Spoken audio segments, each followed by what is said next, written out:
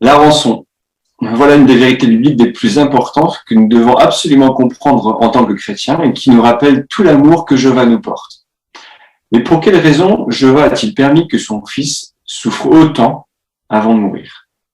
Nous découvrirons dans cet article 3 raisons fondamentales, 3 raisons qui expliquent cette mort aussi atroce, aussi douloureuse.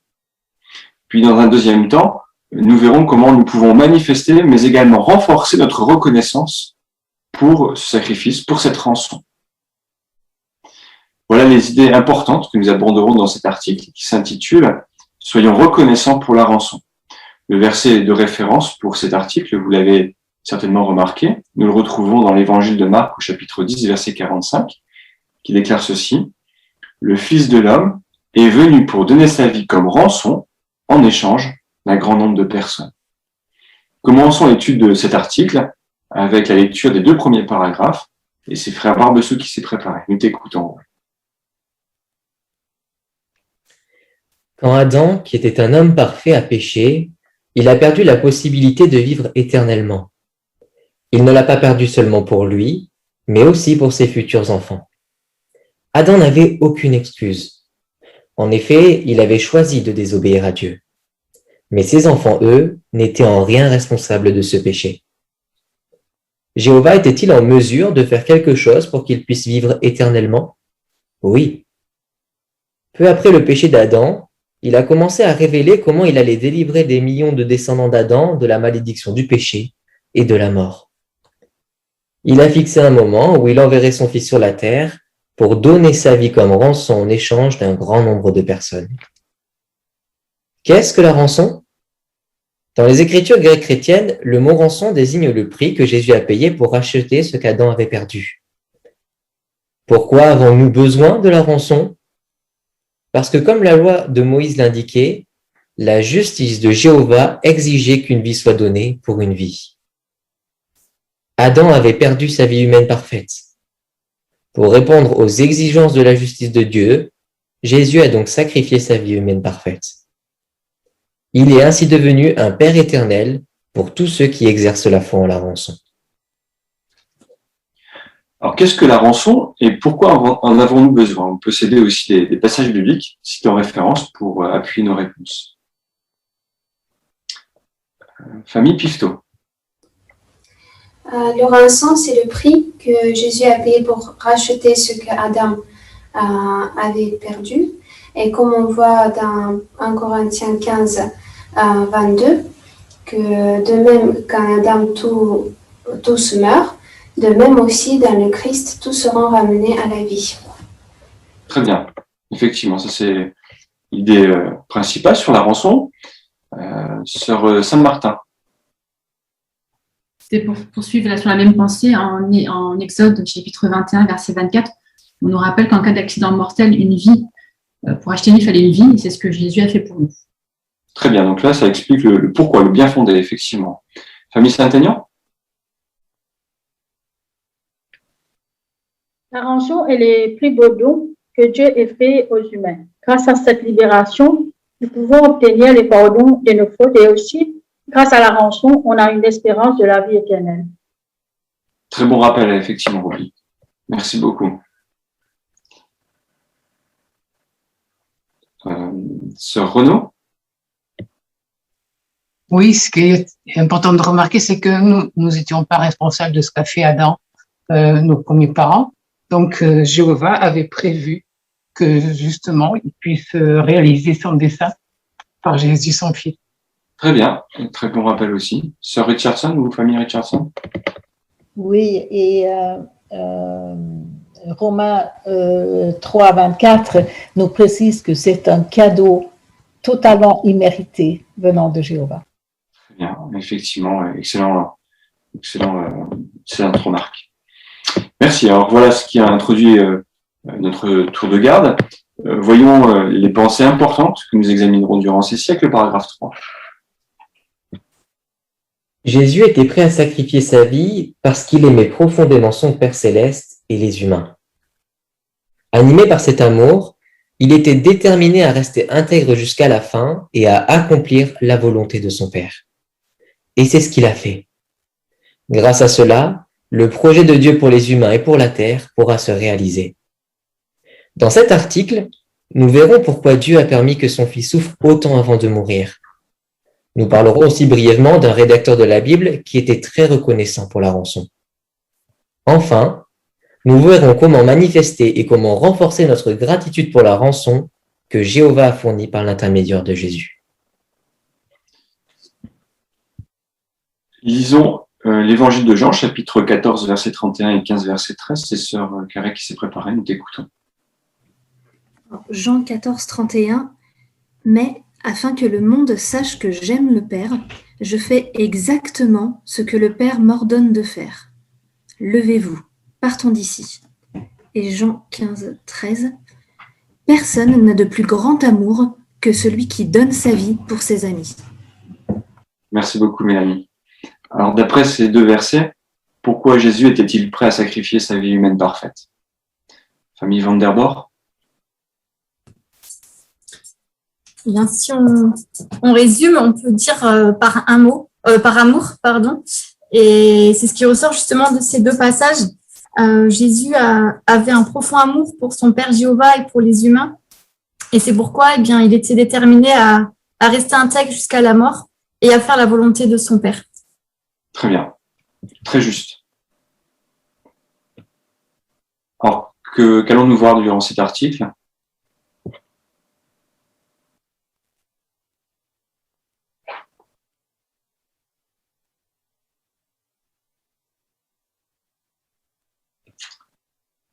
Famille Sœur Casse. Alors nous verrons pourquoi Jéhovah a permis que son fils souffre autant avant de mourir. Ouais, voilà. Ça pourrait paraître contradictoire avec l'amour qu'il a manifesté, mais on va comprendre pourquoi. Que verrons-nous d'autre, Sœur Talzac? Bien, comment renforcer cette gratitude pour la rançon et comment la manifester, notre reconnaissance et notre gratitude chaque jour de notre vie. Très bien. Alors commençons avec ce premier intertitre. Pourquoi Dieu a-t-il permis que son fils souffre? Paragraphe 4. Essayez d'imaginer les souffrances que Jésus a subies le dernier jour de sa vie sur la terre. Alors qu'il pourrait appeler à la rescousse des légions d'anges, il se laisse arrêter par des soldats romains qui le fouettent sans pitié. Ils se servent d'un fouet qui lui arrache des lambeaux de chair. Plus tard, il pose un lourd poteau sur son dos déchiré par les blessures. Jésus commence à tirer le poteau vers le lieu d'exécution. Mais rapidement, ses forces l'abandonnent et un passant est réquisitionné pour porter le poteau à sa place. Quand Jésus arrive à l'endroit où il va mourir, ses bourreaux clouent ses mains et ses pieds au poteau. Puis il lève le poteau à la verticale. Le poids du corps déchire les plaies causées par les clous. Les amis de Jésus pleurent et sa mère est effondrée. Mais les chefs juifs se moquent de lui.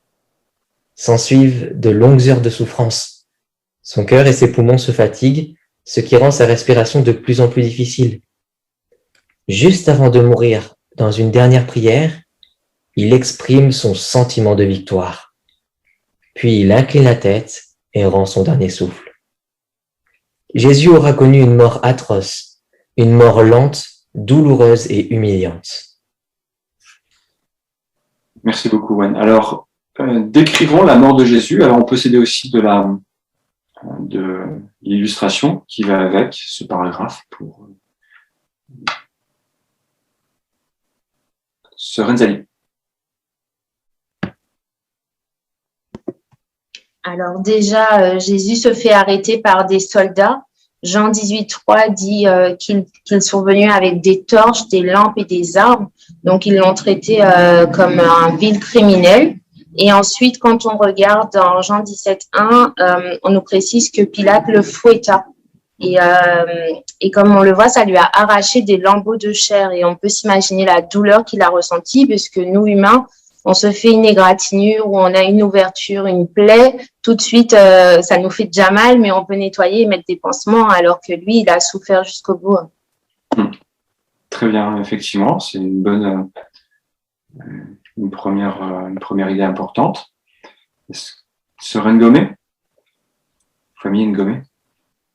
Oui, pour poursuivre l'idée de Rebecca, et comme si ça ne suffisait pas, la loi prévoyait que comment dire, c'est celui qu'on arrêtait, donc Jésus devait porter lui-même son propre poteau de supplice, le poteau qui servira à ce qu'on le cloue. Donc, on imagine un peu avec toute cette douleur, le dos qui est déjà blessé, avec ses blessures, avec cette douleur, il va quand même tirer ce poteau à des longues distances. En plus de cela, on arrive, on va le clouer sur le poteau. Et là aussi, on voit qu'il a soif, il veut boire parce qu'il a trop souffert. Oui, tout à fait. Donc là, une vraie souffrance physique. Sœur Clavet? Oui, ce qui rend ce sacrifice encore plus beau, c'est le fait que, en fait, il aurait pu à tout moment arrêter de souffrir.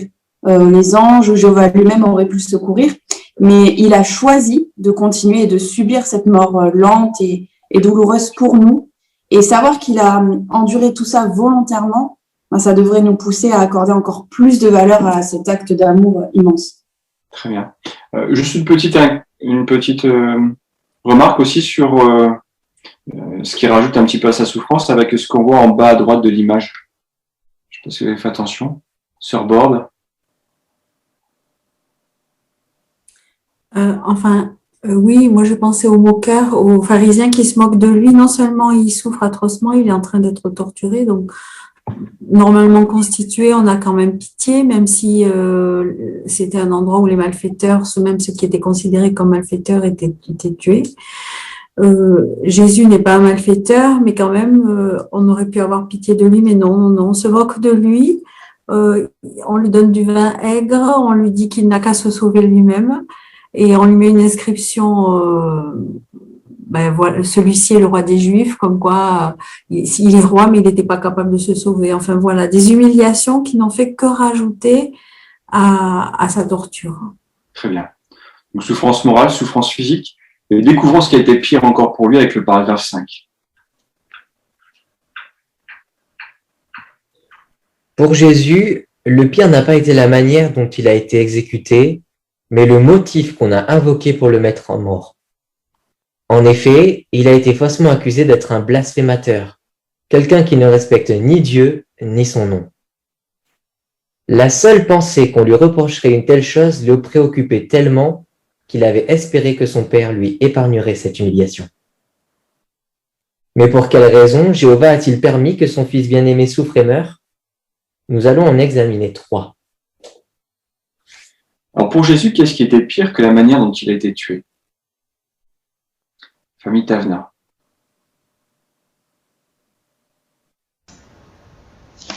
Oui, plus que pour ses souffrances, Jésus s'inquiétait vraiment à l'idée que son exécution pour blasphème et sédition jetterait peut-être le discrédit sur Dieu, ce qui l'a poussé à prier d'ailleurs pour que cette coupe passe loin de lui, car il n'y avait pas pire accusation, elle touchait le nom de son père, et ça, bien, il ne pouvait pas le supporter. Très bien, exactement. Alors découvrons maintenant pourquoi Jésus devait être attaché à un poteau, devait-il souffrir autant. Première raison, paragraphe 6. Premièrement, Jésus devait être attaché à un poteau pour libérer les Juifs d'une malédiction qui les frappait eux en particulier. Les Juifs s'étaient engagés à respecter la loi que Dieu avait donnée à Israël, mais ils avaient été incapables d'y obéir. Par conséquent, ils subissaient une malédiction qui s'ajoutait à la condamnation qui frappait tous les descendants d'Adam. Selon la loi, quand un homme avait été exécuté pour un péché grave, son cadavre devait parfois être attaché à un poteau. Cela indiquait que le pécheur était maudit par Dieu. Jésus, qui avait respecté parfaitement la loi, ne méritait pas la malédiction qui frappait les Juifs désobéissants. En étant attaché à un poteau, il a donc subi la malédiction à leur place. Ainsi, la nation même qu'il avait rejetée a pu elle aussi bénéficier de son sacrifice. Alors pourquoi fallait-il que Jésus soit attaché à un poteau? Sœur Pouillet. Oui, effectivement, Galates 3.10 nous explique que comme les Juifs n'ont pas respecté la loi de Dieu et n'y ont pas obéi, comme ils s'étaient engagés, ils ont subi une malédiction qui, en plus, s'est ajoutée à celle qui venait de la désobéissance d'Adam. Ainsi, selon la loi, tout homme ayant commis un péché grave devait être attaché au poteau. Et Jésus a accepté de subir cette épreuve, même s'il avait respecté parfaitement la loi. Il a ajouté ainsi au don de sa vie une valeur inestimable pour nous. Très bien, effectivement, c'était très clair. Michel, famille Richardson. Si Jésus a été mis à mort d'une autre façon, l'humanité en général aurait été sauvée par la rançon contre le péché adamique, mais le fait qu'il était pendu, comme Michel a dit, sur un poteau, enlevait la malédiction sur les Israélites qui n'obéissaient pas à la loi. Donc on apprécie énormément comment tous les aspects de justice étaient satisfaits par cette façon que Jésus a payé la rançon. Très bien, merci pour cette précision, René. Bon, ça paraît clair, hein, cette première raison. Poursuivons avec une autre raison, paragraphe 7. Abordons une deuxième raison pour laquelle Dieu a permis que son Fils souffre. C'était pour le former en vue de sa future fonction de grand prêtre. Jésus a appris à quel point il est difficile d'obéir à Dieu quand on est soumis à des épreuves extrêmes. Les pressions qu'il a subies ont été tellement fortes qu'il a demandé de l'aide à son Père avec des cris puissants et des larmes. Il a vécu des moments d'angoisse intenses. Nous pouvons donc être sûrs qu'il comprend bien nos besoins et qu'il peut venir à notre secours quand nous sommes mis à l'épreuve. Nous sommes très reconnaissants à Jéhovah de nous avoir donné un grand prêtre miséricordieux qui peut compatir à nos faiblesses. Alors, question pour ce paragraphe, cite une deuxième raison pour laquelle Dieu a permis que son Fils souffre.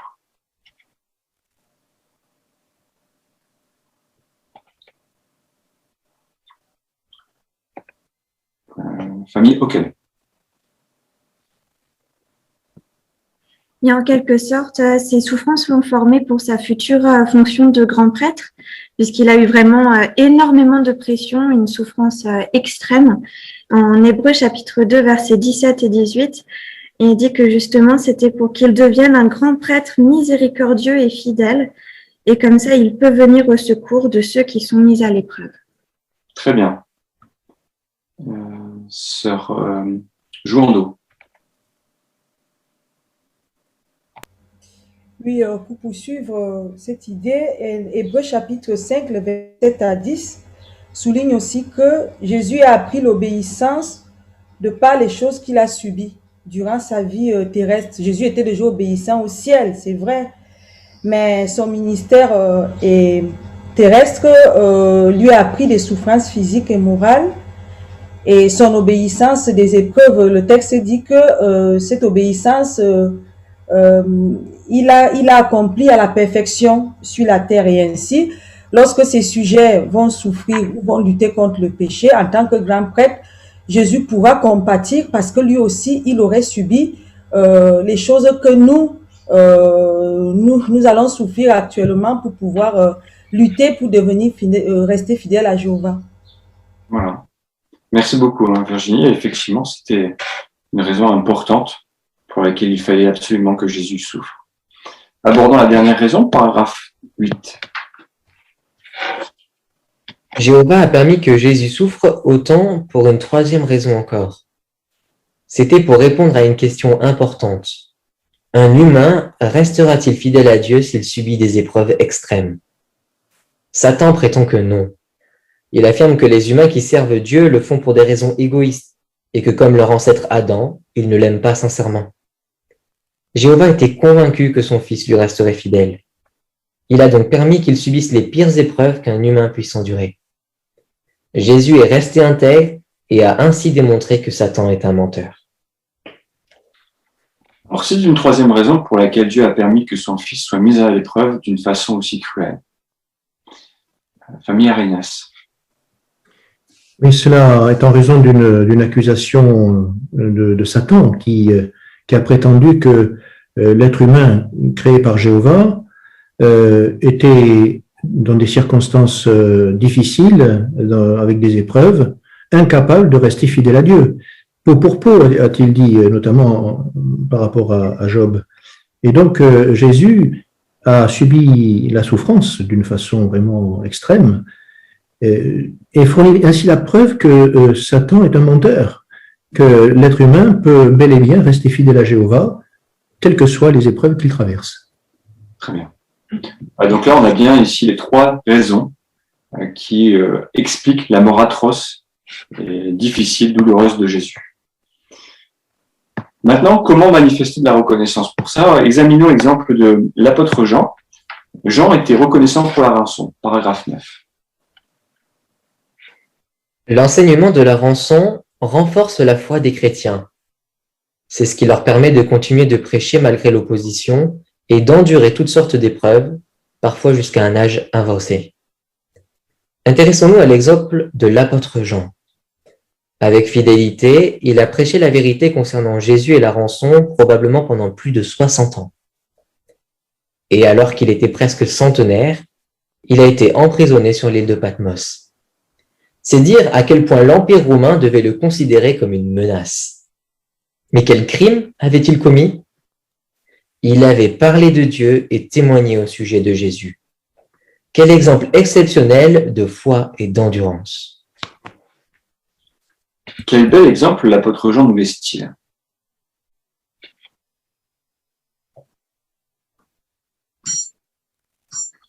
Sœur Balzan. Eh bien, un bel exemple de fidélité et d'endurance. C'est vrai que c'était le dernier apôtre en vie qui a persévéré pendant des dizaines d'années, pendant une 60aine d'années. Et en Révélation 1:9, il dit qu'il a été persécuté. À cause de quoi? Bien, parce qu'il a rendu témoignage au sujet de Jésus. Pour cela, il a été emprisonné sur l'île de Patmos. Et jusqu'à la fin, bien, il a démontré donc sa foi et son endurance. Très bien. Famille Tavna.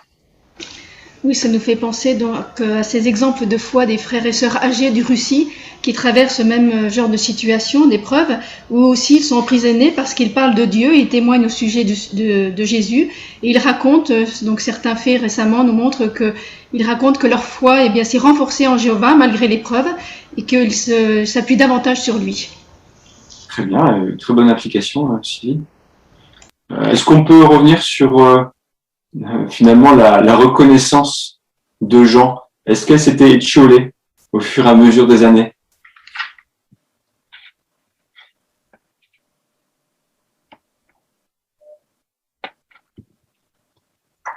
Sœur Talzac. Pas du tout, au contraire, il avait renforcé de plus en plus. Quand l'organisation Pénescal Philep nous dit de renforcer notre foi dans ce confinement, et c'est à nous à faire pareil pour ensuite ressembler à l'apôtre Jean ou à Daniel, qui était un homme très désirable, et que lui, c'est pas l'âge qui a fait qu'il a abandonné, au contraire, quand il a été traité d'homme très... Il avait plus de 100 ans, pardon. Tout à fait, merci Marianne. Sœur Guérin, Marie-Thérèse.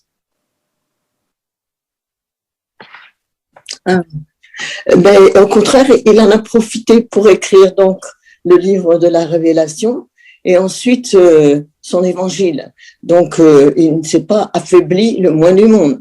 Ouais, très bonne remarque, effectivement, Marie-Thérèse. Voilà, donc tous ces éléments nous prouvent bien que Jean gardait vraiment vivace cette reconnaissance pour la rançon, et puis le contenu de ses livres le prouve effectivement. Continuons avec le paragraphe 10 et continuons sur son exemple. Dans ses écrits, Jean exprime tout son amour pour Jésus et sa reconnaissance pour la rançon. En effet, il y mentionne plus d'une centaine de fois la rançon ou les bienfaits qu'elle rend possible. Par exemple, il a écrit « Si quelqu'un vient à commettre un péché, nous avons un assistant auprès du Père, Jésus-Christ, un juste. » Il rappelle également dans ses écrits l'importance de rendre témoignage au sujet de Jésus. Manifestement, Jean était très reconnaissant pour la rançon. Et nous, comment manifester notre reconnaissance? Alors, comment la reconnaissance de Jean pour la rançon transparaît-elle dans ses écrits? Famille Arenas. Oui, Jean est l'apôtre de l'amour. L'amour et la reconnaissance pour la rançon sont mentionnés très souvent, plus d'une centaine de fois. Et donc, eux aussi, c'est un honneur, il dit pour nous, de reconnaître ce que Jésus a fait. Par exemple, Révélation 19, 10, il dit l'honneur de rendre témoignage au sujet de Jésus. Le témoignage au sujet de Jésus, c'est ce qui inspire les prophètes. Voilà, donc vraiment, on sent l'amour qu'il a pour ce que Jésus a fait, pour Jésus lui-même aussi, et c'est vraiment, il dit que c'est vraiment quelque chose que nous devons manifester, hein, l'honneur pour cette rançon et rendre témoignage et être reconnaissant. Très bien, merci Michel, parce que c'était bien argumenté ton commentaire. Famille Kipembe. Mais nous pouvons aussi noter ce que l'apôtre Paul a reconnu. Si quelqu'un venait à commettre un péché, pratiquement nous avons un assistant auprès du Père, Jésus-Christ. Donc lui il pourra peut-être plaider pour nous, pour que nous recevons le pardon. Très bien. Ça montre effectivement que Jean avait bien médité sur les effets et les bienfaits de la rançon. Famille Richardson. Oui, concernant ce témoignage au sujet de Jésus, il est tellement important parce que ceux qui ne reconnaissent pas que Jésus était le Messie ne peuvent pas comprendre des prophéties dans les Écritures hébraïques. Et par contre, c'est parce qu'ils comprennent bien le rôle de Jésus que les serviteurs de Dieu peuvent saisir le sens de certaines prophéties qui ne sont pas encore accomplies, notamment certaines prophéties de la Révélation. Très bien, un très bon rappel, Monica. Alors maintenant, passons aux applications pour nous. Comment manifester nous aussi notre reconnaissance? Paragraphe 11, premier point. Résistons à la tentation de pécher. Si nous sommes vraiment reconnaissants pour la rançon, nous ne tiendrons pas à un raisonnement du genre. Si je suis tenté de commettre un péché, ça ne sert à rien de résister à tout prix. Je peux faire quelque chose de mal, à condition de demander pardon ensuite. Au contraire, quand nous sommes tentés, nous disons « jamais de la vie ». Comment est-ce que je pourrais commettre une telle chose après tout ce que Jéhovah et Jésus ont fait pour moi? Et nous pouvons demander à Jéhovah de nous soutenir dans notre résolution en le suppliant. Ne me laisse pas céder à la tentation. Qu'est-ce qui peut nous aider à résister à la tentation? Sœur Jean Vion-Mylène.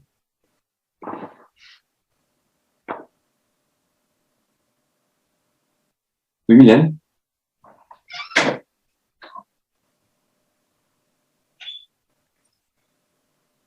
On t'entend pas, Mylène.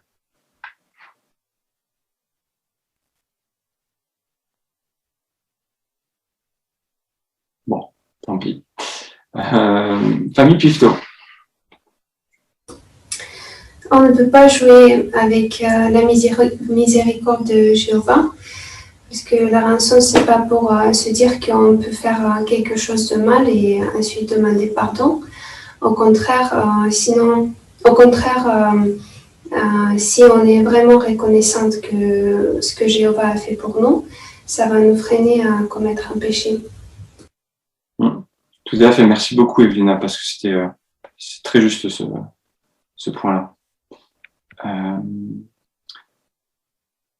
Famille, sœur Jouando. Oui, nous avons vu dans les paragraphes précédents l'état d'esprit que Jésus avait pour obéir à son Père, pour rendre gloire à son Père.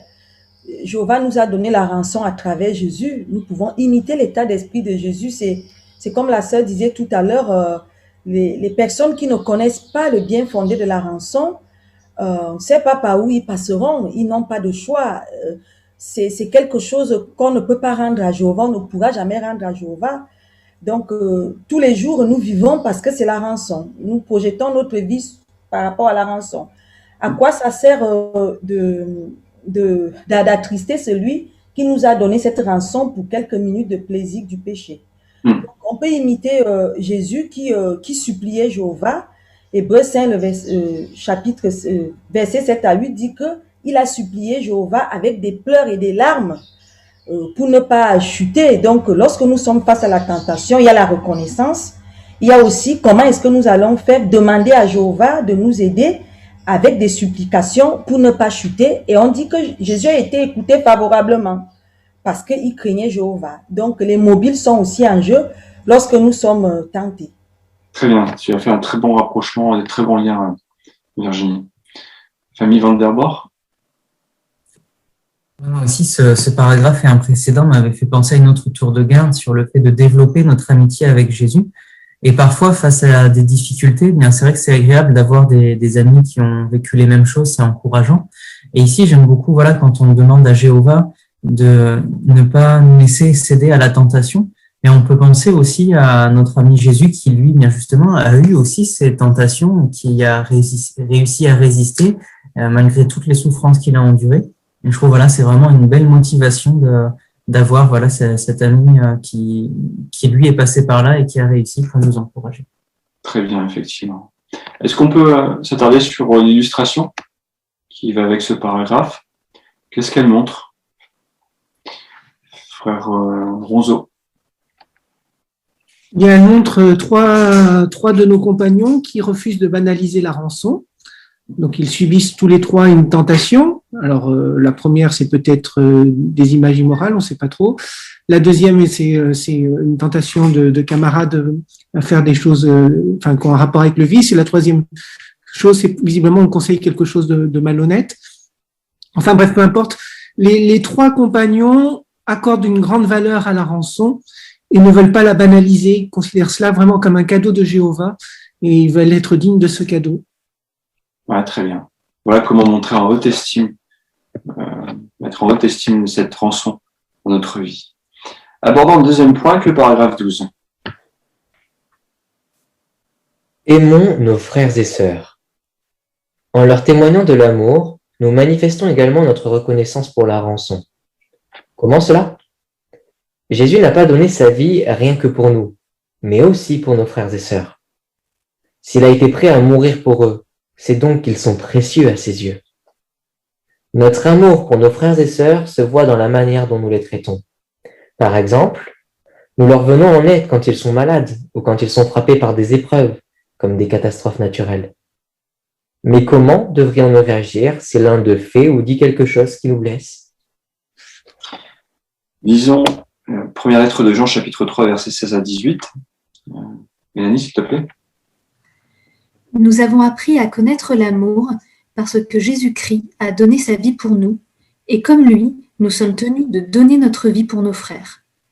Mais celui qui a les biens matériels de ce monde et voit son frère dans le besoin, et pourtant ne lui témoigne pas de compassion, comment l'amour pour Dieu reste-t-il en lui? Petits enfants, nous devons aimer non seulement en parole ou par des discours, mais par des actes et avec sincérité. Alors, comment pouvons-nous appliquer le conseil que nous venons de lire?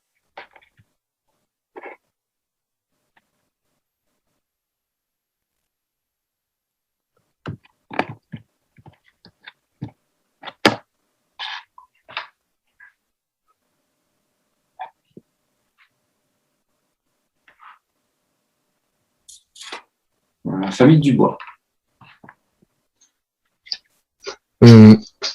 Le verset nous rappelle que nous avons appris à connaître l'amour grâce à ce sacrifice magnifique de Jésus. Il nous a enseigné et de cette façon nous sommes tenus de donner notre vie pour nos frères, comme il est dit, et de le faire non pas simplement par des paroles ou des discours, mais vraiment avec des actes et avec sincérité. C'est bien ce qu'il est rendu par l'avant-dernière phrase du paragraphe. Par exemple, en faisant un effort, en venant en aide à ceux qui peuvent être malades, qui sont frappés par des épreuves, et on parle de catastrophes naturelles, mais ça peut passer aussi par une attention particulière pour les frères et sœurs de notre assemblée que nous aimons. Et pour cela, pour connaître leurs besoins, il nous faut les connaître eux-mêmes, être proches d'eux, et pour pouvoir leur apporter une aide pratique. Très bien, tout à fait, Jérémy. C'est une bonne façon de montrer notre amour pour nos frères et sœurs. D'autres remarques, non, sur ce paragraphe? Nous allons aborder Sœur Renaud. Oui, Éphésiens 4, 31 nous dit bien, et 32, nous dit bien, mais devenez bons pour les uns et pour les autres avec des temps de compassion, ce que disait vraiment le frère, on pardonne volontiers, même si on a quelque chose qu'on peut reprocher, on peut pardonner volontiers, comme Dieu pardonne volontiers. Très bien. Puisque tu as abordé cette question-là d'Éphésiens chapitre 4, verset 29, comment dans nos paroles aussi on pourra montrer de l'amour pour nos frères et sœurs?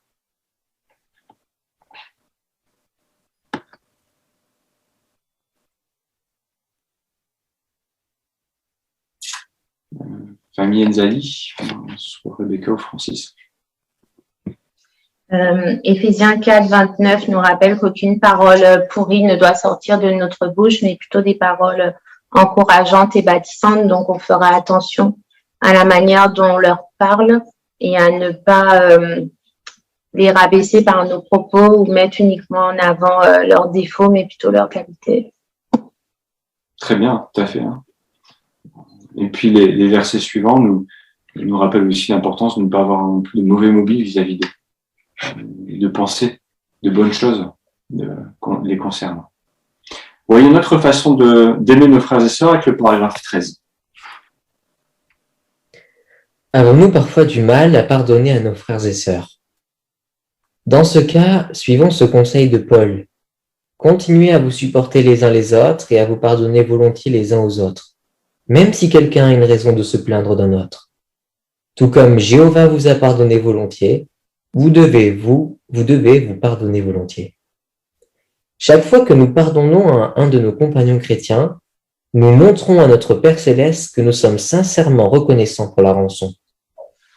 Mais comment pouvons-nous renforcer notre reconnaissance pour ce cadeau de Dieu? Pourquoi devons-nous être disposés à pardonner? Famille Thomas. Colossiens chapitre 3 et le verset 13 nous dit que tout comme Jéhovah vous a pardonné volontiers, vous devez vous pardonner volontiers. Donc ici, ça nous montre que Jéhovah nous a beaucoup pardonné et que la faute que nous a fait notre frère envers nous est minime par rapport à toutes les fautes qu'on a fait envers Jéhovah. Et donc réfléchir à tout ce que Jéhovah fait pour nous va nous aider à pardonner à nos frères et sœurs. Très bien, très bonne réflexion. Sœur Karen, Mélanie? Et ce qui est intéressant dans les paroles de Colossiens, c'est qu'il dit même si quelqu'un a une raison de se plaindre d'un autre, donc Jéhovah est conscient que dans ce monde aujourd'hui, on peut avoir des raisons de se plaindre d'un frère ou d'une sœur, mais la manière dont on va leur pardonner volontiers, ça va montrer à quel point on est reconnaissant à Jéhovah pour sa manière aussi de nous pardonner volontiers grâce à la rançon. Très bien, effectivement, très juste. Donc voilà, deux points essentiels qui montreront comment nous manifestons notre reconnaissance pour la rançon. Maintenant, comment renforcer notre reconnaissance pour cet acte? Abordons 3 moyens de le faire avec d'abord le paragraphe 14. Remercions Jéhovah pour la rançon. Je trouve que c'est important de parler de la rançon chaque jour dans mes prières et de remercier Jéhovah pour ce cadeau, dit Johanna, une sœur de 83 ans qui vit en Inde. Dans nos prières, pensons précisément aux erreurs que nous avons commises dans la journée, puis demandons pardon à Jéhovah. Bien sûr, si nous avons commis un péché grave, nous devrons aussi solliciter l'aide des anciens. Ils nous écouteront attentivement et nous donneront des conseils bienveillants tirés de la Bible. Ils prieront avec nous et demanderont à Jéhovah de continuer à nous accorder les bienfaits du sacrifice de Jésus, afin que nous soyons spirituellement guéris. Alors, cite un moyen de renforcer notre reconnaissance pour la rançon. Famille Giuliano. Oui, c'est vrai qu'on a toujours tendance en tant qu'humain à banaliser les choses. Donc, on veut raviver cette disposition. Et là, ce que dit le paragraphe nous encourage à penser précisément aux erreurs qu'on a commises. Alors, c'est pas pour se faire du mal, mais c'est pour le fait de réfléchir aux erreurs qu'on fait chaque jour. Ça nous permet de comprendre tout le bienfait. On se dit heureusement qu'il y a la rançon pour nous pardonner. Donc, c'est un moyen de raviver cette reconnaissance. Ouais, très juste ça. Hein. Famille Saint-Aignan.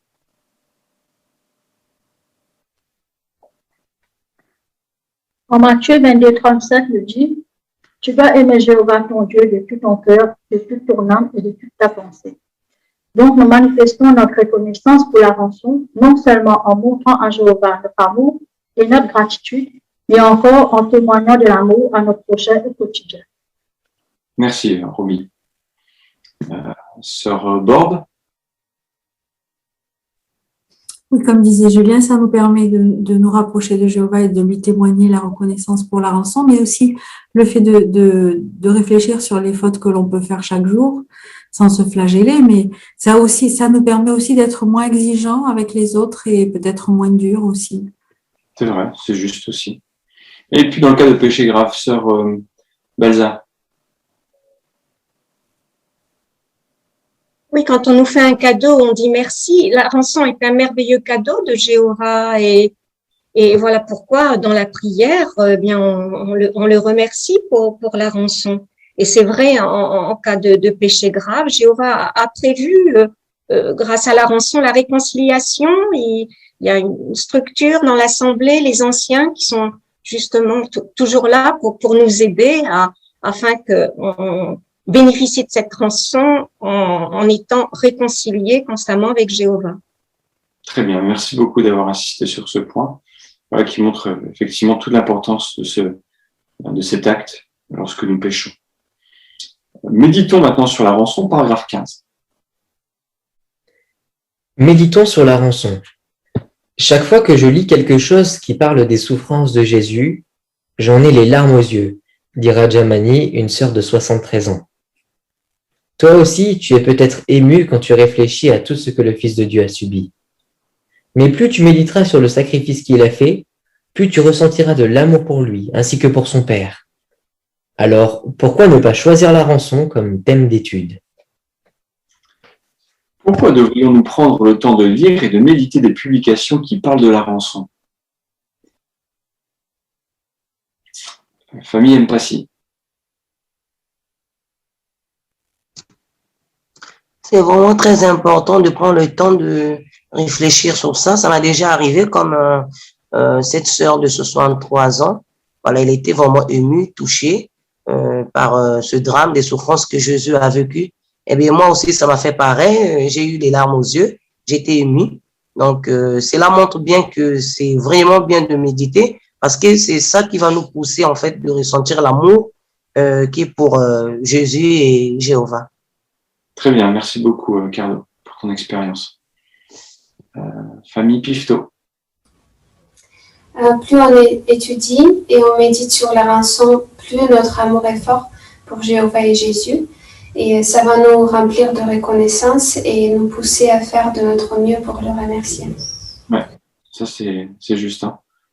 Ça va forcément influer sur nos actions. Très bien. Bien, passons maintenant au paragraphe 16 et un troisième point. Faisons découvrir la rançon aux autres. Chaque fois que nous parlons à quelqu'un de la rançon, notre reconnaissance pour ce cadeau grandit. Nous disposons d'excellents outils pour expliquer pourquoi Jésus a dû mourir pour nous. Lesquels? Citons la leçon 4 de la brochure « Dieu a de bonnes nouvelles pour nous ». Cette leçon s'intitule « Qui est Jésus-Christ ?» ou encore le chapitre 5 du livre « Que nous enseigne la Bible ». Il a pour titre « La rançon, le plus beau cadeau de Dieu ». Par ailleurs, chaque année, nous renforçons notre reconnaissance pour la rançon en assistant au mémorial de la mort de Jésus et en invitant avec zèle d'autres personnes à se joindre à nous. Quel honneur Jéhovah nous accorde de faire connaître son Fils aux autres. Alors, quel bienfait retirons-nous à faire découvrir la rançon aux autres?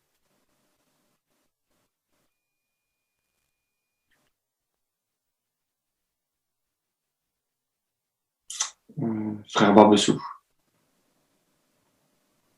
On retire beaucoup de joie. On l'a dit tout à l'heure, la rançon est un cadeau et les gens ne sont pas conscients qu'ils bénéficient de ce cadeau. Donc c'est un plaisir de pouvoir leur montrer que Jéhovah les aime et que c'est lui qui leur fait ce cadeau. Ouais, ça c'est vrai, tout à fait. Famille Richardson.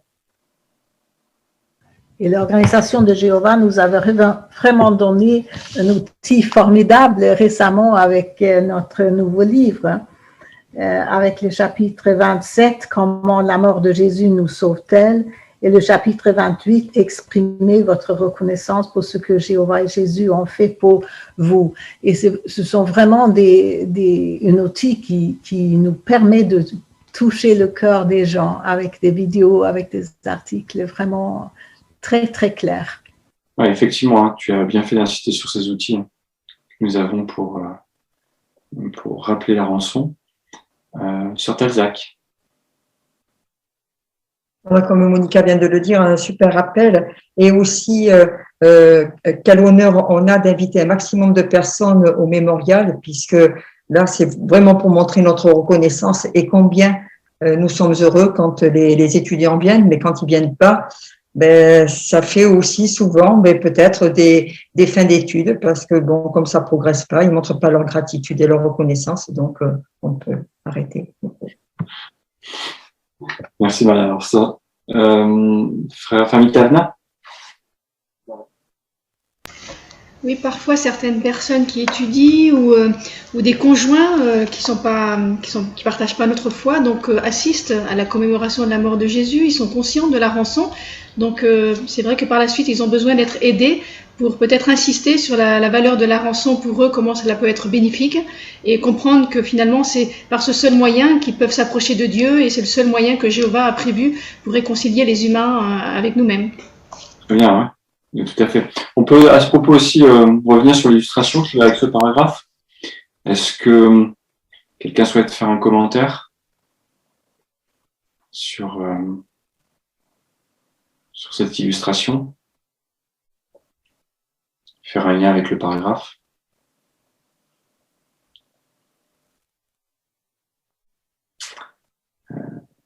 Famille Thomas. On voit sur cette illustration, c'est le moment du sacrifice de Jésus. C'est l'événement qu'on fête chaque année, qu'on continue de commémorer chaque année.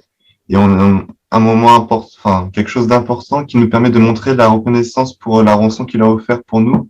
C'est d'assister chaque année à cet événement important, mais aussi d'inviter les personnes de notre territoire à cet événement. Très bien. Donc si on résume l'idée de ce paragraphe, qu'est-ce que vous diriez?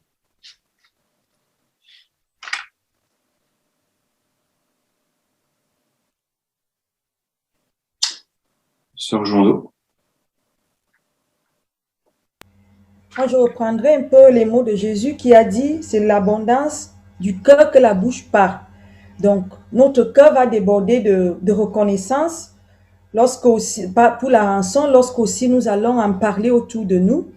Mais aussi quand viendra le moment de se souvenir de ce geste que Jésus a fait pour nous, nous allons nous souvenir de toutes les personnes qui sont autour de nous pour pouvoir les inviter, comme Tristan a dit, à cet événement unique ce geste unique que Jéhovah a eu et Jésus a eu pour nous. Voilà, très bien. Donc on comprend pourquoi la période du mémorial est particulièrement importante pour nous en tant que chrétiens. Concluons avec le paragraphe 17. Nous avons toutes les raisons d'avoir de la reconnaissance pour la rançon. C'est grâce à la rançon que nous pouvons être les amis de Jéhovah malgré notre imperfection. C'est aussi grâce à la rançon que les œuvres du diable seront complètement détruites. Et c'est toujours grâce à la rançon que le projet de Jéhovah pour la terre se réalisera. En effet, la terre entière deviendra un paradis. Tous les humains aimeront Jéhovah et le serviront. Alors, efforçons-nous chaque jour de manifester notre reconnaissance pour la rançon, le plus grand cadeau que Dieu ait fait aux humains. Pourquoi la rançon est-elle le plus grand cadeau que Dieu ait fait aux humains?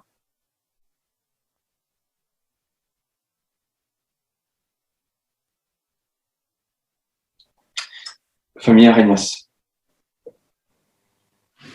Eh bien, parce que grâce à cette rançon, quelque chose d'extraordinaire, la reconnaissance à cette rançon, eh bien, on peut dire qu'on va devenir les amis de Jéhovah.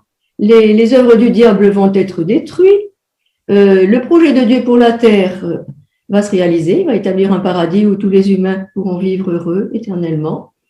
Et donc, cette rançon, c'est vraiment un cadeau extraordinaire qui ouvre la porte à plein de choses. Magnifique. C'est vrai, Michel. Famille Pifto. Simplement, on peut dire que la rançon, c'est la clé pour toutes les bénédictions, en fait, que ce soit le royaume de Dieu, comme on a dit, la réconciliation avec Jéhovah, bénéficier de son pardon. Voilà, c'est véritablement la base de notre foi. C'est vraiment essentiel. Très bien. Merci beaucoup, en tout cas, pour votre excellente participation. Merci aussi à toi, Owen, pour ton excellente lecture.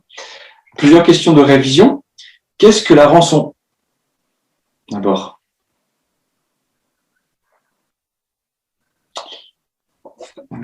Madame Vincent.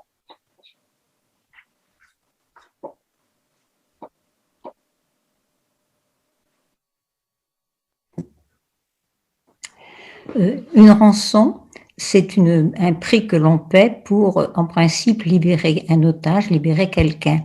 Et ici, le terme est employé pour montrer que le sacrifice de Jésus est le prix qui a été payé pour libérer l'humanité qui était otage de la mort, otage de l'imperfection. Et donc, selon la loi mosaïque, il fallait que, par justice, une vie parfaite soit donnée pour une vie parfaite. Adam était parfait au départ, il a donc le seul être qui pouvait racheter la faute d'Adam, c'était Jésus, et Jésus avait la perfection, il est venu sur terre mais il n'a pas péché, et on lui doit donc ce magnifique sacrifice. Merci beaucoup, Nicole, pour ta réponse complète. Alors, pourquoi Jésus a-t-il dû souffrir et mourir? Frère Ronzo. La première raison concerne une malédiction qu'on retrouve en Deutéronome 27-26, où tous ceux qui s'étaient engagés à respecter la loi mosaïque n'y sont pas arrivés. Et donc, cette loi précisait que dans le cas de certains péchés graves, la malédiction pouvait être symbolisée par le fait qu'un cadavre soit pendu à un poteau. Donc, pour faire ôter cette malédiction qui pesait sur les Israélites et sur les Juifs qui étaient engagés dans cette malédiction, Jésus devait être pendu à un poteau.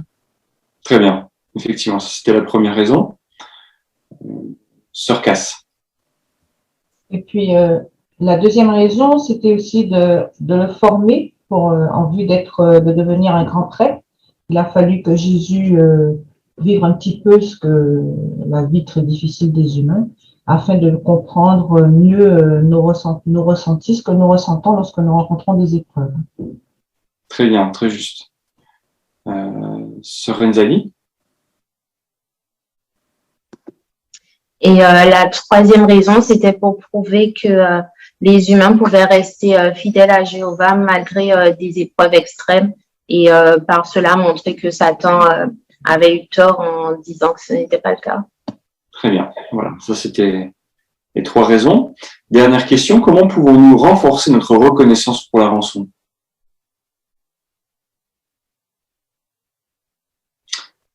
Famille Giuliano. Oui, alors on a vu trois moyens. Le premier, c'est de remercier Jéhovah pour ça. Donc, on peut le faire par le moyen de prière.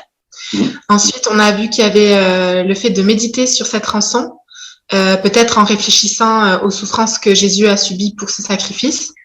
Comme ça, notre amour grandira. Et la troisième méthode était d'en faire profiter les autres. Parce que plus on en parle, plus notre reconnaissance grandit aussi. Très bien, tout à fait, très juste, Anaïs. Sœur Jean-Vian? Oui, par exemple, en résistant à la tentation, en pensant que l'on a le regard approbateur de Jésus et celui de Jéhovah sur nous toute la journée, nous persuade de ne pas commettre le mal. Et en accord avec Matthieu, le chapitre 6, le verset 13, pour prévenir une mauvaise action, On prie Jéhovah de nous rappeler les conséquences douloureuses qui découlent d'une mauvaise conduite.